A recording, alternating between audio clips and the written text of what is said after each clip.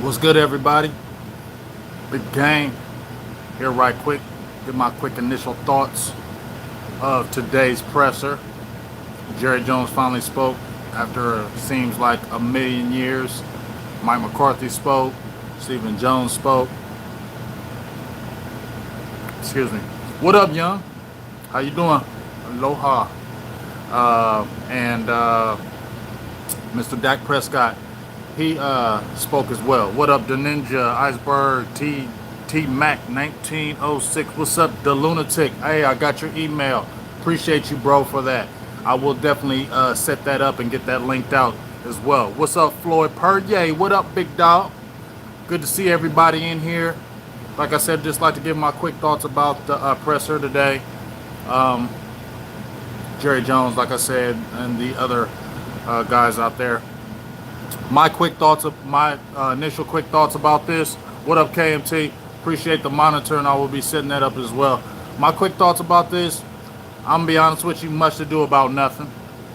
Hey ho, 199 holla for my dog, Young Wilson. Smash that like button, man, because I'm only gonna be on here about maybe 12 minutes. So got a 199 holla. If anybody else, remember, it's free speech. Every time you donate, it keeps the free speech here going and keeps us running and keeps this making this thing pop. So I appreciate you. Love all y'all for that. Iceberg O. Is that Iceberg O or Iceberg Q? Iceberg Q, my eyes are bad. But let me just talk about each person right quick. Hey ho, the Lunatic with the $2 holla. Appreciate you. Jerry Jones first. He's the main guy that we haven't heard from in forever. And I know a lot of people, I made a few videos about, with the Black Lives Matter, and, everybody was like, what's Jerry gonna say? What's Jerry gonna say? What about this? What about that? And I told you in my videos that I told you Jerry wasn't gonna really say nothing too much. I mean, I feel like he pretty much stepped around. Hey ho, the Ninja, my dog with the $5 holla. All my members in the building, I love it, y'all. I appreciate y'all like no other. But Jerry did what I thought he was gonna do. He was gonna dance around the subject, not really address it as too much. When they talked about the kneeling and the flag, you knew Jerry was gonna talk about the flag and how his feelings ain't gonna change, wasn't gonna never change on that flag, and it's still not. You know how he feels about the flag. We all do. But the main thing that you heard coming out of Jerry's mouth was grace. I don't know what the hell that's supposed to mean, but I think it means, in my opinion, that if you have a Dontaire Poe came over, if you had a Gerald McCoy who came over and said he'd love to have that sit-down talk with Jerry Jones, and he said he ain't even talked to them guys yet, and like he said, what did he expect me to do? Just jump up and get on air when this thing was going on? He said he wasn't going to do that, and I told y'all he wasn't going to do that. But when you keep hearing the words grace out of his mouth, I think it was more of, in my opinion, my take of it is that if anybody tries to kneel on the team or has feelings of kneeling, like maybe a Poe or a McCoy or somebody else on the team, when I hear grace,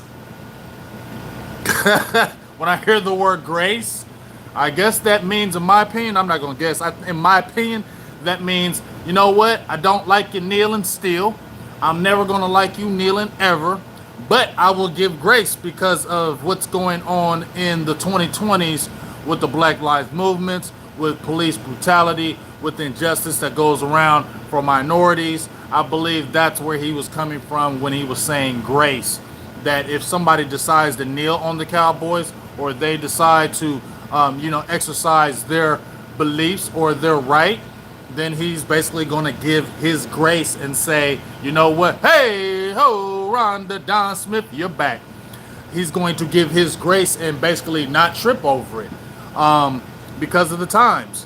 But like I said, y'all know Jerry was going to say, wasn't going to jump up in the media. He wasn't going to jump up there like I told y'all and start saying everything just because all these other owners, everybody wanted Jerry Jones to step up and say this and that.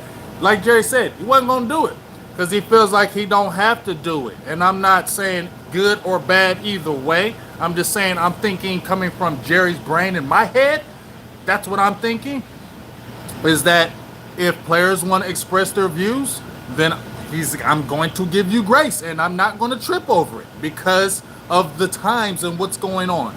That's what I feel he's talking about with that. So let's just go ahead and move on from that, because that could go on for the next 30 freaking minutes about that.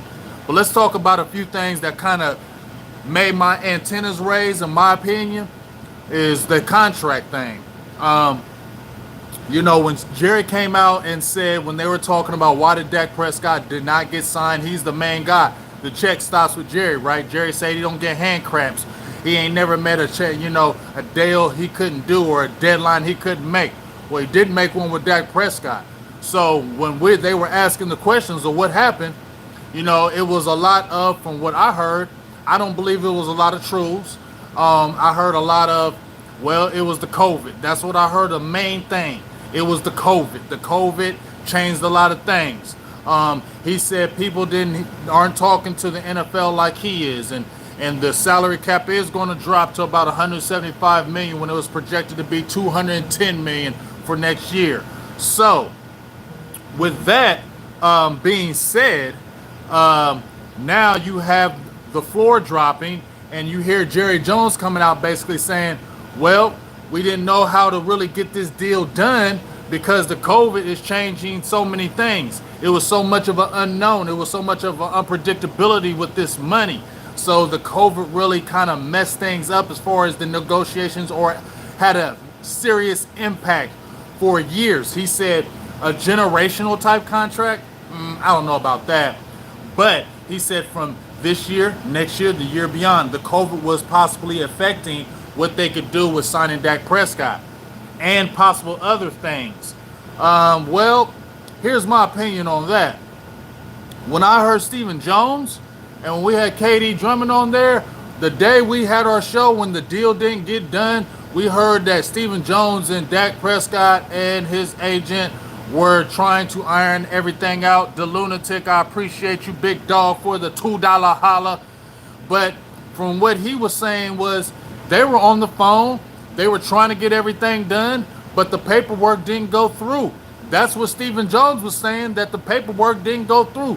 They didn't have enough time, but it was about to happen. Now I'm hearing Jerry Jones saying it was the COVID. See what I'm saying? And then Stephen comes behind him after Jerry says it was the COVID, that the reason why we didn't get Dak Prescott signed. And now Stephen changed up like, oh yeah, it was the COVID. That's one of the reasons why. But here's my thing. I ain't calling you liars, but I don't believe you. Because I seen the COVID started in March, right? And it's been 5 months. I've seen other contracts get done. Derrick Henry, running back, signed money. I seen Christian McCaffrey, running back, get paid. I seen they're talking about George Kittle's tight end, get paid. Patrick Mahomes, COVID, got paid. Chris Jones, COVID, got paid. You get what I'm saying? So all these other people got paid, and it was the COVID with them too. The owners had money too, and Jerry Jones, Dallas Cowboys is the #1 franchise, I believe, still in sports. One of the richest still in sports. And now all of a sudden, the COVID stopped you from signing your franchise quarterback who you said, I heard Jerry Jones say it, maybe I'm looking into it, maybe I'm reading into it, maybe I could be wrong. But I heard him say, we think he is our franchise guy. We think he is that. Shouldn't you be saying you know? Shouldn't you be saying this is our guy? I'm not saying that, they don't believe, but when I hear these conflicting stories about the contract was about to get done, but they ran out of time, then all of a sudden I hear Jerry talking about it was the COVID, the reason why. It's two different stories, man. It's two different stories. So, the agent that he's still with, Todd France, he left CIAA or CAA. He left that organization, but I heard that he wants to start his own thing, and Dak is still with him. So the only thing I'm thinking is that if it didn't happen now and next year, what's going to change next year? Because Dak is still going to want his money, and if he balls out, if we have a 2020 season, it's going to cost you even more money. So if you're talking about the COVID is affecting the contract for years possibly down the line, and Dak goes out and kills it with a Mike McCarthy, how are you going to sign him then? That's only my only question. If you're talking about COVID is stopping it and it's going to affect it and the salary cap is dropping and we have a 2020 season and Dak goes out and murders it again, the price is only going up. I'm just saying, Jerry. So I just don't believe like a lot of things y'all saying, man. I just don't. I love my Cowboys, but I don't believe y'all. And that's just what I'm going to say about it. I'm not going to go, I'm not going to, if y'all believe, y'all can believe what y'all want to believe, but I'm not believing that. I'm not believing that, man. Other people got contracts signed. Other players got contracts signed through this COVID. He said he could get deals done. This is supposed to be your franchise quarterback. You should have made it happen. And if you would have got it done a year before COVID, if you would have stepped up and got it done before this COVID came, wouldn't be having these problems right now. Probably wouldn't be talking about this, and we'd probably be talking about it. Dak be playing at a good deal in the next couple of years, but we'll see what happens. And then when I listen to Dak Prescott, I love him. The thing I love and listen to about Dak, he's always going to just kind of keep it even keel. He's always going to be the good soldier with this. When I was listening to him, I felt like he was still frustrated. You heard him say, I guess, he said, I still believe Steven and them will get the job done. But my thing is, that's a status quo answer. You're supposed to or not. If you're, Dak is never going to ruffle the feathers. Okay? Dak is never going to ruffle the feathers. And in an interview or a press conference like this, Dak is not going to say, well, it's unfortunate that it didn't get done. It really pisses me off that this didn't get done. I'm really frustrated. Hey, ho, $2. Holla. I appreciate you, Ron. I'm glad you're back.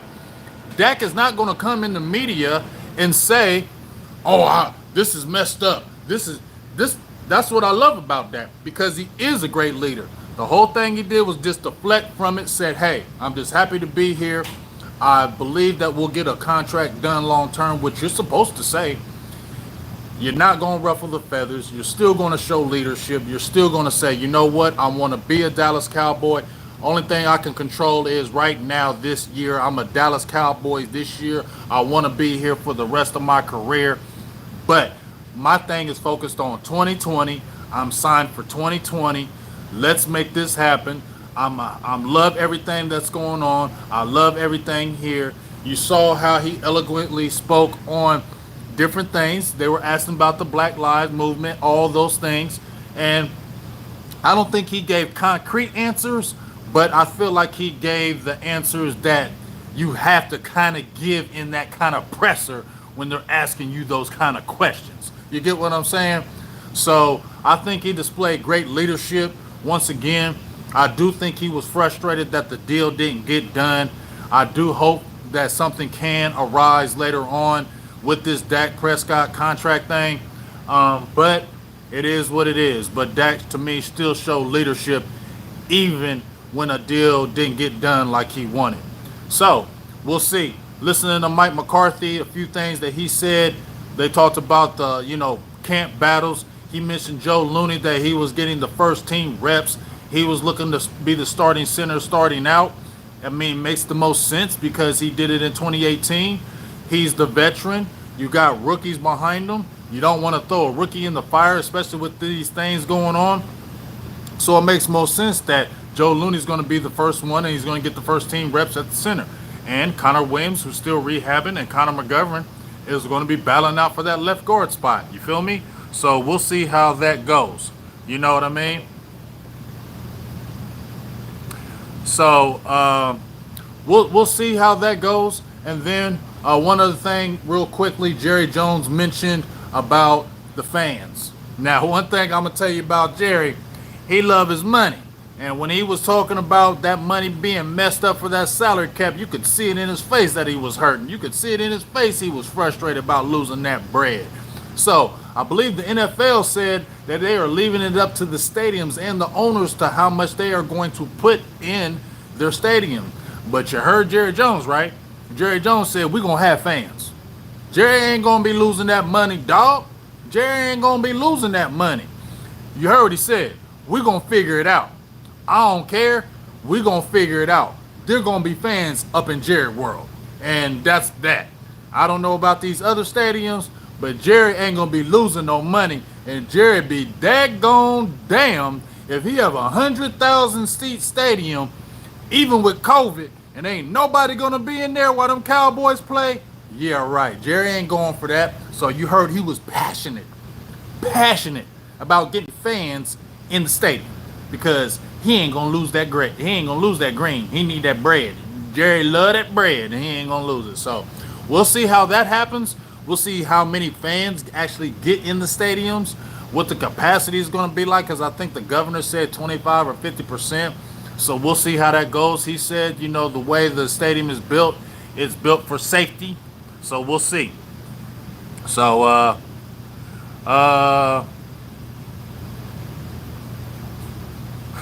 yeah, I don't know what's going on with that. We'll see what you guys got to say.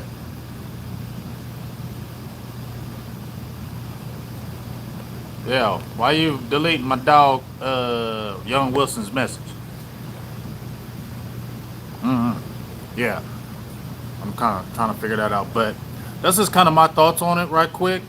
Like I said, it was a press conference that they were saying stuff that I thought they were going to say, but I was frustrated about that contract talk. That did frustrate me, and I didn't like that at all.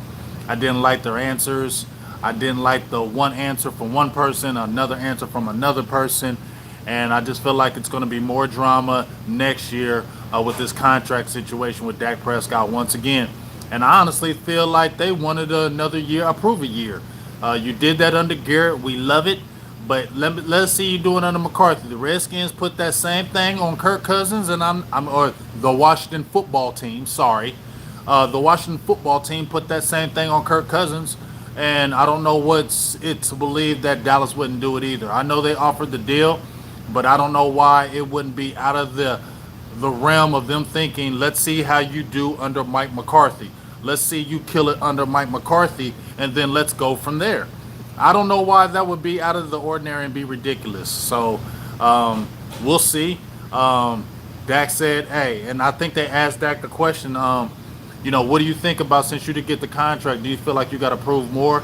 And Dak kind of paused for a little bit, and I think he didn't know how to answer because I feel like he wanted to say, yeah, I got to feel like I got to keep proving myself every day. But, you know, I love how he gave his answers. I love how he, you know, he does what he does, and I appreciate him, and we'll just see how it goes.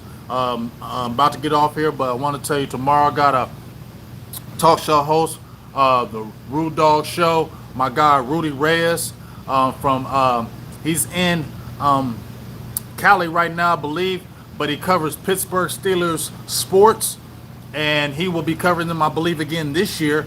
The Dallas Cowboys do play the Pittsburgh Steelers. We know how epic that was 4 years ago, one of the best games in a long time in 2016. So we're going to have him on the show. We're going to talk Dallas Cowboys, Pittsburgh Steelers matchup. We'll talk about how the Steelers, what they got going on over there, how they're doing COVID protocol, and just kind of get their feelings. And we'll just talk to him about this Cowboys-Steelers matchup.